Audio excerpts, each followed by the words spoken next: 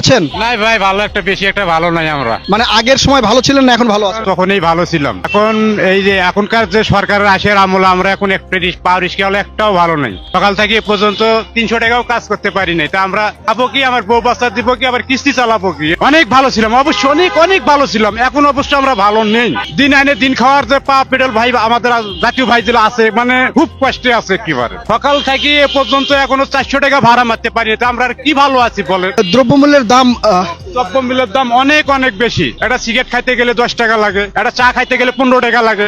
এখন 100 টাকার ভাড়া আমার কাছে 60 টাকা নিয়ে যাওয়া লাগতেছে। এখান থেকে ফার্ম গেট গেলে 100 টাকায় যাওয়া লাগে, 40 টাকা 80 টাকায় যাওয়া লাগে। এই সরকারের যে উপদেষ্টা পরিষদ রয়েছে এরা সাধারণ জনগণের জন্য কি করছে বলে মনে করেন? সাধারণ জনগণের জন্য কিচ্ছু করছে না, এটা খালি এরা নিজের প্যাকেট ভরতেছে। কিন্তু রিস্কাওয়ালা করতে বা জনগণ পাবলিকের গরিব লোকের জন্য কোনো ওরা কাজ করতেছে না। ছিলাম, অবশ্যই ছিলাম। এখন কি মনে করছেন যে আন্দোলন করে ভুল করেছেন? অবশ্যই আন্দোলন করে আমরা আমাদের নিজের পেটে আমরা নিজেই কুড়াল মেরেছি।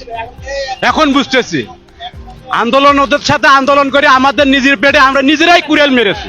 নতুন করে আবার ভালো মতো নির্বাচন দেওয়া হোক।